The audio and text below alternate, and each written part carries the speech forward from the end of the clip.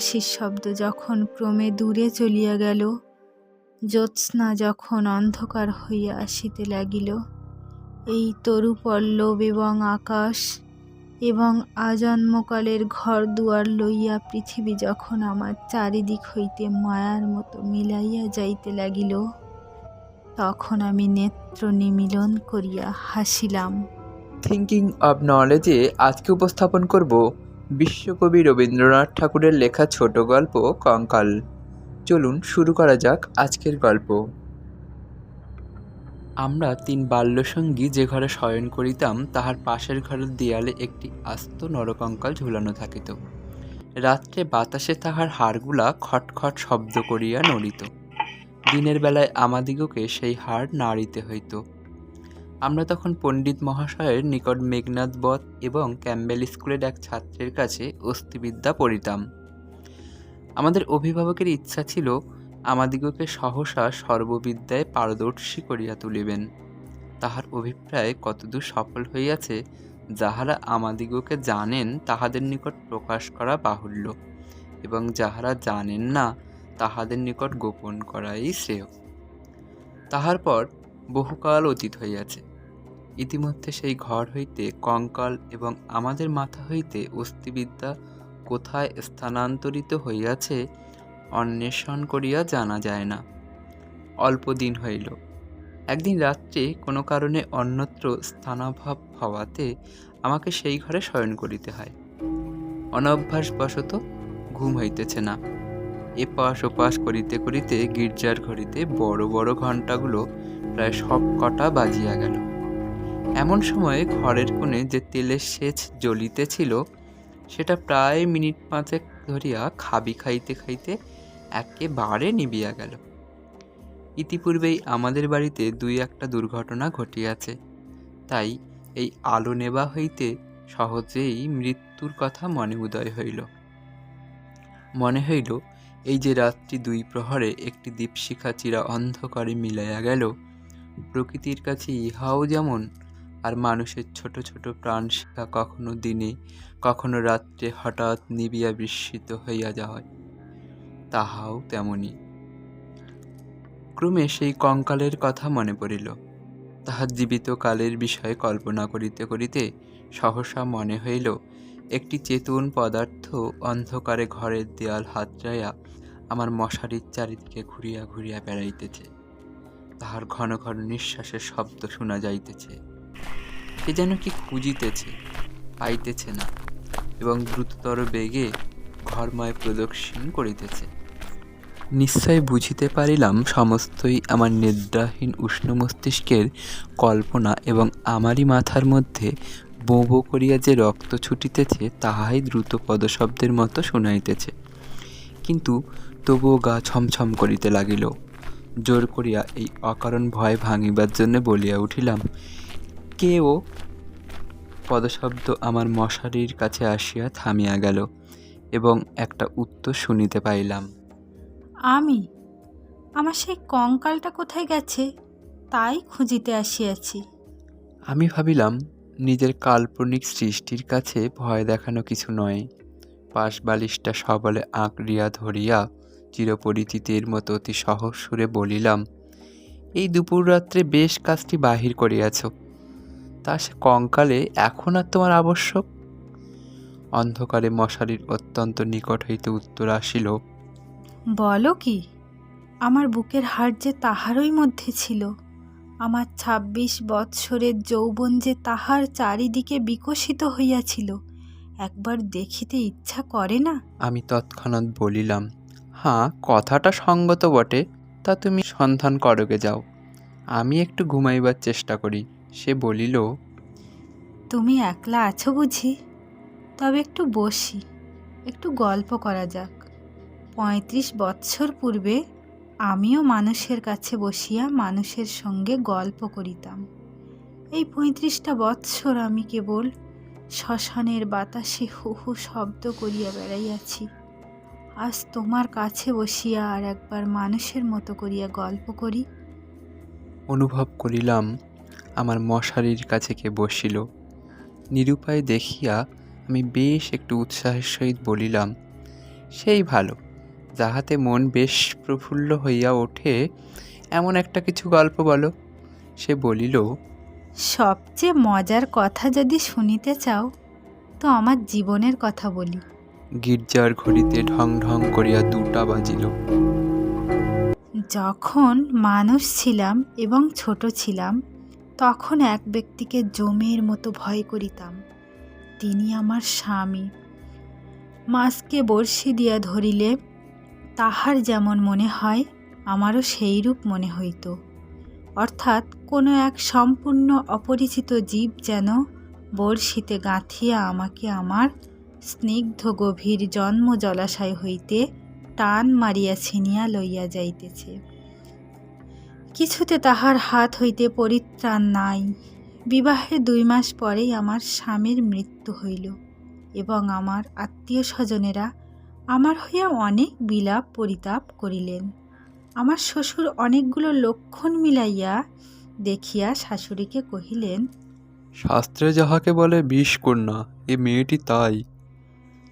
সে কথা আমার স্পষ্ট মনে আছে। শুনিতেছ? কেমন লাগিতেছে? আমি বলিলাম, বেশ, গল্পের আরম্ভটি বেশ মজার। তবে শোনো। আনন্দে বাপের বাড়ি ফিরিয়া আসিলাম। ক্রমে বয়স বাড়িতে লাগিল। লোকে আমার কাছে লুকাইতে চেষ্টা করিত, কিন্তু আমি নিজে বেশ জানিতাম আমার মতো রূপসী এমন যেখানে সেখানে পাওয়া যায় না। তোমার কি মনে হয়? খুব সম্ভব, কিন্তু আমি তোমাকে কখনো দেখি নাই। দেখো নাই? কেন? আমার সেই কঙ্কাল? আমি ঠাট্টা করিতেছি। তোমার কাছে কি করিয়া প্রমাণ করিব যে সেই 2 শূন্য চক্ষু কোটরের মধ্যে বড় বড় টানা 2টি কালো চোখ ছিল এবং রাঙা ঠোঁটের উপরে যে মৃদু হাসিটুকু মাখানো ছিল এখনকার অনাবৃত দন্তসার বিকট হাস্যের সঙ্গে তার কোনো তুলনাই হয় না। এবং সেই কয়খানা দীর্ঘ শুষ্ক অস্থিখণ্ডের উপর এত লালিত্য, এত লাবণ্য, যৌবনের এত কঠিন কোমল নিটোল পরিপূর্ণতা প্রতিদিন প্রস্ফুটিত হইয়া উঠিতেছিল। তোমাকে তাহা বলিতে গেলে হাসি পায় এবং রাগও ধরে। আমার সেই শরীর হইতে যে অস্থিবিদ্যা শেখা যাইতে পারে তাহা তখনকার বড় বড় ডাক্তারেরাও বিশ্বাস করিত না। আমি জানি একজন ডাক্তার তাহার কোনো বিশেষ বন্ধুর কাছে আমাকে কনক চাঁপা বলিয়াছিলেন। তাহার অর্থ এই, পৃথিবীর আর সকল মনুষ্যই অস্থিবিদ্যা এবং শরীরতত্ত্বের দৃষ্টান্তস্থল ছিল। কেবল আমি সৌন্দর্যরূপী ফুলের মতো ছিলাম। কনক চাঁপার মধ্যে কি একটা কঙ্কাল আছে? আমি যখন চলিতাম তখন আপনি বুঝিতে পারিতাম যে একখণ্ড হীরা নড়াইলে তাহার চারিদিক হইতে যেমন আলো ঝকমক করিয়া উঠে, আমার দেহের প্রত্যেক গতিতে তেমনি সৌন্দর্যের ভঙ্গি নানা স্বাভাবিক হিল্লোলে চারিদিকে ভাঙিয়া পড়িত। আমি মাঝে মাঝে অনেকক্ষণ ধরিয়া নিজের হাত 2খানি নিজে দেখিতাম। পৃথিবীর সমস্ত উদ্ধত পৌরুষের মুখে রাশ লাগাইয়া মধুরভাবে বাগাইয়া ধরিতে পারে এমন 2খানি হাত। সুভদ্রা যখন অর্জুনকে লইয়া দৃপ্ত ভঙ্গিতে আপনার বিজয়রথ বিস্মিত 3 লোকের মধ্য দিয়া চালাইয়া লইয়া গিয়াছিলেন, তাহার বোধ করি এইরূপ 2খানি অস্থূল সুডোল বাহু, আরক্ত করতল এবং লাবণ্য শিখার মতো অঙ্গুলি ছিল। কিন্তু আমার সেই নির্লজ্জ নিরাবরণ নিরাভরণ চিরবৃদ্ধ কঙ্কাল তোমার কাছে আমার নামে মিথ্যা সাক্ষ্য দিয়াছে। আমি তখন নিরুপায়, নিরুত্তর ছিলাম। এই জন্য পৃথিবীর সবচেয়ে তোমার উপর আমার বেশি রাগ। ইচ্ছা করে আমার সেই 16 বৎসরের জীবন্ত যৌবন তাপে উত্তপ্ত আরক্তিম রূপখানি একবার তোমার চোখের সামনে দাঁড় করাই। বহুকালের মতো তোমার 2 চক্ষে নিদ্রা ছুটাইয়া দিক, তোমার অস্থিবিদ্যাকে অস্থির করিয়া দেশ ছাড়া করি। আমি বলিলাম, তোমার গা যদি থাকিত তো গা ছুঁইয়া বলিতাম, সে বিদ্যার লেশ মাত্র আমার মাথায় নাই। আর তোমার সেই ভুবনমোহন পূর্ণ যৌবনের রূপ রজনীর অন্ধকার পটের উপরে জাজ্বল্যমান হইয়া ফুটিয়া উঠিয়াছে। আর অধিক বলিতে হইবে না। আমার কেহ সঙ্গিনী ছিল না। দাদা প্রতিজ্ঞা করিয়াছিলেন বিবাহ করিবেন না। অন্তঃপুরে আমি একা, বাগানের গাছতলায় আমি একা বসিয়া ভাবিতাম, সমস্ত পৃথিবী আমাকেই ভালোবাসিতেছে, সমস্ত তারা আমাকে নিরীক্ষণ করিতেছে। বাতাস ছল করিয়া বারবার দীর্ঘ নিঃশ্বাসে পাশ দিয়া চলিয়া যাইতেছে, এবং যে তৃণাসনে পা দুটি মেলিয়া বসিয়া আছি, তাহার যদি চেতনা থাকিত, তবে সে পুনর্বার অচেতন হইয়া যাইত। পৃথিবীর সমস্ত যুবা পুরুষ ওই তৃণপুঞ্জরূপে দল বাঁধিয়া নিস্তব্ধে আমার চরণবর্তী হইয়া দাঁড়াইয়াছে। এইরূপ আমি কল্পনা করিতাম। হৃদয়ে অকারণে কেমন বেদনা অনুভব হইত। দাদার বন্ধু শশীশেখর যখন মেডিকেল কলেজ হইতে পাশ হইয়া আসিলেন, তখন তিনিই আমাদের বাড়ির ডাক্তার হইলেন। আমি তাহাকে পূর্বে আড়াল হইতে অনেকবার দেখিয়াছি। দাদা অত্যন্ত অদ্ভুত লোক ছিলেন। পৃথিবীটাকে যেন ভালো করিয়া চোখ মেলিয়া দেখিতেন না। সংসারটা যেন তাহার পক্ষে যথেষ্ট ফাঁকা নয়। এই জন্য সরিয়া সরিয়া একেবারে প্রান্তে গিয়া আশ্রয় লইয়াছেন। তাহার বন্ধুর মধ্যে এক শশীশেখর।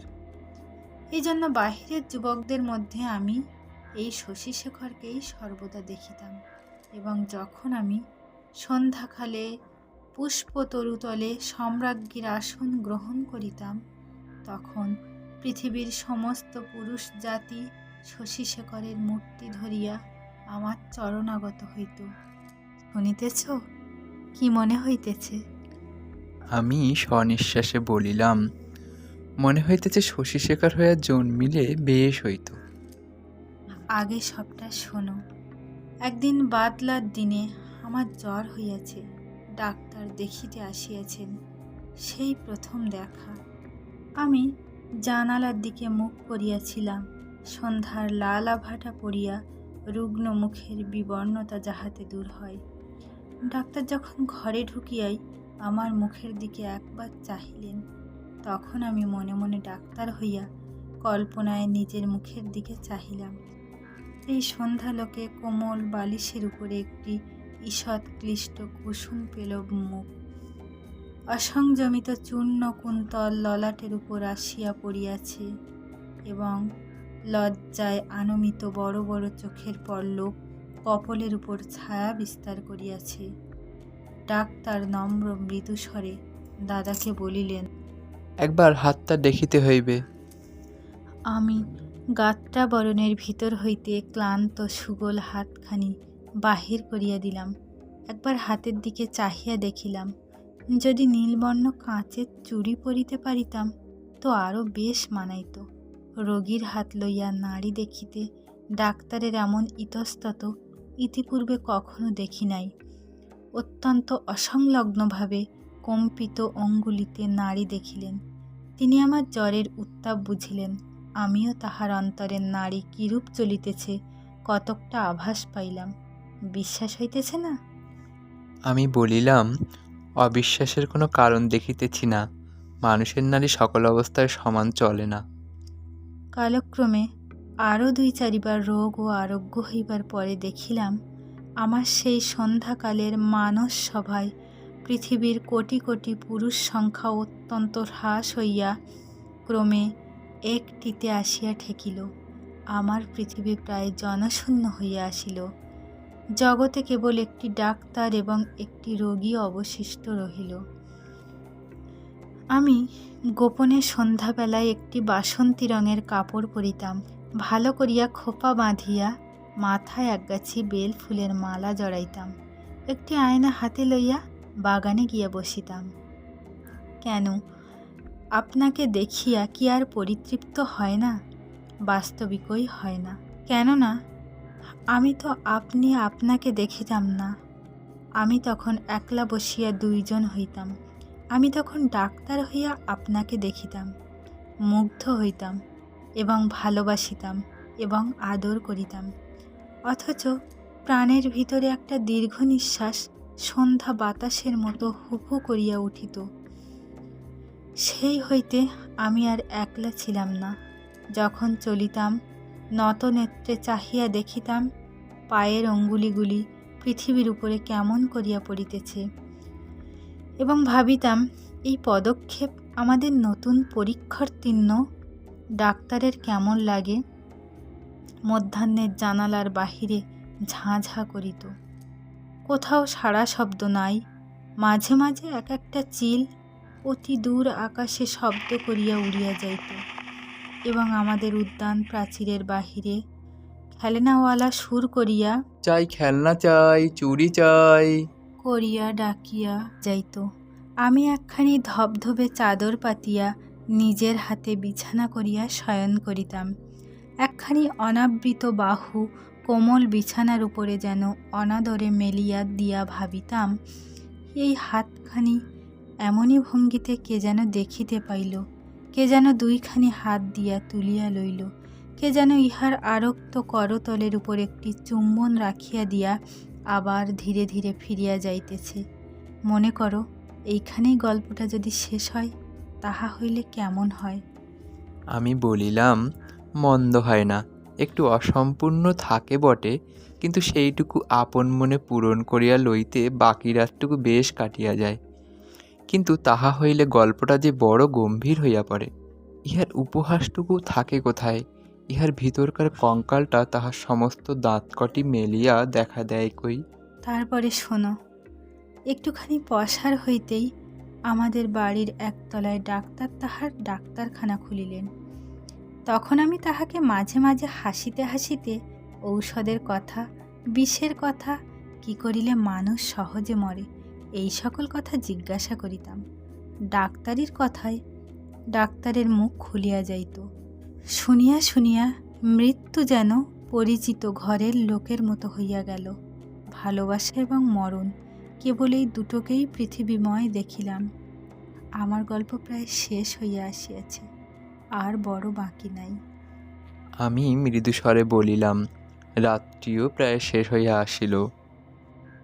কিছুদিন হইতে দেখিলাম ডাক্তারবাবু বড় অন্যমনস্ক এবং আমার কাছে যেন ভারী অপ্রতিভ।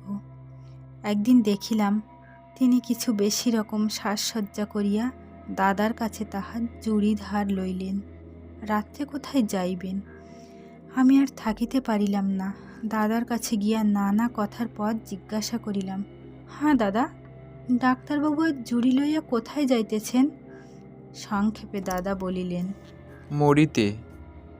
আমি বলিলাম, না, সত্য করিয়া বলো না।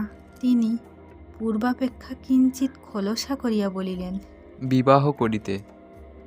আমি বলিলাম, সত্য নাকি? বলিয়া অনেক হাসিতে লাগিলাম। অল্পে অল্পে শুনিলাম এই বিবাহে ডাক্তার 12,000 টাকা পাইবেন। কিন্তু আমার কাছে এ সংবাদ গোপন করিয়া আমাকে অপমান করিবার তাৎপর্য কি? আমি কি তাহার পায়ে ধরিয়া বলিয়াছিলাম যে এমন কাজ করিলে আমি বুক ফাটিয়া মরিব? পুরুষদের বিশ্বাস করিবার জো নাই। পৃথিবীতে আমি একটিমাত্র পুরুষ দেখিয়াছি এবং এক মুহূর্তে সমস্ত জ্ঞান লাভ করিয়াছি। ডাক্তার রোগী দেখিয়া সন্ধ্যার পূর্বে ঘরে আসিলে আমি প্রচুর পরিমাণে হাসিতে হাসিতে বলিলাম, কি ডাক্তার মহাশয়, আজ নাকি আপনার বিবাহ? আমার প্রফুল্লতা দেখিয়া ডাক্তার যে কেবল অপ্রতিভ হইলেন তাহা নহে, ভারী বিমর্ষ হইয়া গেলেন। জিজ্ঞাসা করিলাম, বাজনাবাদ্য কিছু নাই যে? শুনিয়া তিনি ঈষৎ একটু নিঃশ্বাস ফেলিয়া বলিলেন, বিবাহ ব্যাপারটা কি এতই আনন্দের? শুনিয়া আমি হাসিয়া অস্থির হইয়া গেলাম। এমন কথাও তো কখনো শুনি নাই। আমি বলিলাম, সে হইবে না, বাজনা চাই, আলো চাই। দাদাকে এমনই ব্যস্ত করিয়া তুলিলাম যে দাদা তখনই রীতিমতো উৎসবের আয়োজনে প্রবৃত্ত হইলেন। আমি কেবল ওই গল্প করিতে লাগিলাম। বধূ ঘরে আসিলে কি হইবে, কি করিব জিজ্ঞাসা করিলাম। আচ্ছা ডাক্তার মহাশয়, তখনও কি আপনি রোগীর নাড়ি টিপিয়া বেড়াইবেন? যদিও মানুষের, বিশেষত পুরুষের মনটা দৃষ্টিগোচর নয়। তবু আমি শপথ করিয়া বলিতে পারি, কথাগুলি ডাক্তারের বুকে শেলের মতো বাজিতেছিল। অনেক রাত্রে লগ্ন। সন্ধ্যাবেলায় ডাক্তার ছাতের উপর বসিয়া দাদার সহিত 2-1 পাত্র মদ খাইতেছিলেন। দুইজনেরই এই অভ্যাসটুকু ছিল। ক্রমে আকাশে চাঁদ উঠিল। আমি হাসিতে হাসিতে আসিয়া বলিলাম, ডাক্তার মশাই, ভুলিয়া গেলেন নাকি? যাত্রার যে সময় হইয়াছে। এইখানে একটা সামান্য কথা বলা আবশ্যক। ইতিমধ্যে আমি গোপনে ডাক্তারখানায় গিয়া খানিকটা গুঁড়া সংগ্রহ করিয়া আনিয়াছিলাম এবং সেই গুঁড়ার কিয়দংশ সুবিধামতো অলক্ষিতে ডাক্তারের গ্লাসে মিশাইয়া দিয়াছিলাম। কোন গুঁড়া খাইলে মানুষ মরে ডাক্তারের কাছে শিখিয়াছিলাম। ডাক্তার এক চুমুকে গ্লাসটি শেষ করিয়া কিঞ্চিত আর্দ্র গদগদ কণ্ঠে আমার মুখের দিকে মর্মান্তিক দৃষ্টিপাত করিয়া বলিলেন, তবে চলিলাম। বাঁশি বাজিতে লাগিল। আমি একটি বারাণসী শাড়ি পরিলাম। যতগুলি গহনা সিন্ধুকে তোলা ছিল সবগুলি বাহির করিয়া পরিলাম। সিঁথিতে বড় করিয়া সিঁদুর দিলাম। আমার সেই বকুলতলায় বিছানা পাতিলাম। বড় সুন্দর রাত্রি, ফুটফুটে জ্যোৎস্না। সুপ্ত জগতের ক্লান্তি হরণ করিয়া দক্ষিণে বাতাস বহিতেছে। জুঁই আর বেল ফুলের গন্ধে সমস্ত বাগান আমোদ করিয়াছে।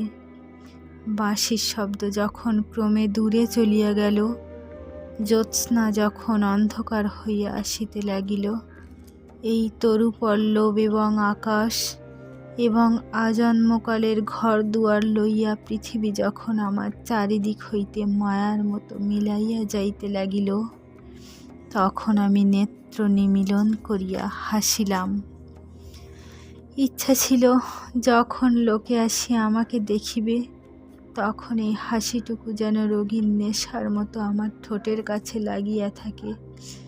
ইচ্ছা ছিল যখন আমার অনন্ত রাত্রির বাসর ঘরে ধীরে ধীরে প্রবেশ করিব, তখন এই হাসিটুকু এখান হইতে মুখে করিয়া লইয়া যাইব। কোথায় বাসর ঘর?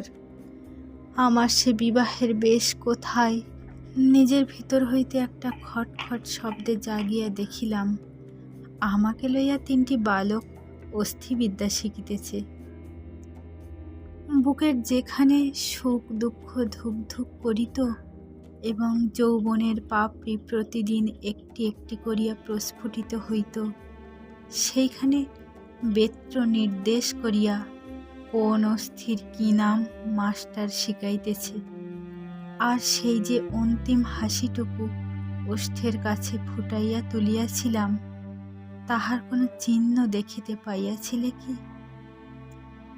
গল্পটা কেমন লাগিল? আমি বলিলাম, গল্পটি বেশ প্রফুল্লকর। এমন সময় প্রথম কাক ডাকিল। জিজ্ঞাসা করিলাম, এখনো আছো কি? কোনো উত্তর পাইলাম না। ঘরের মধ্যে ভোরের আলো প্রবেশ করিল। এতক্ষণ শুনছিলেন বিশ্বকবি রবীন্দ্রনাথ ঠাকুরের লেখা ছোট গল্প কঙ্কাল। গল্পটি মনোগ্রাহী হলে চ্যানেলটি সাবস্ক্রাইব করে পাশে থাকবেন।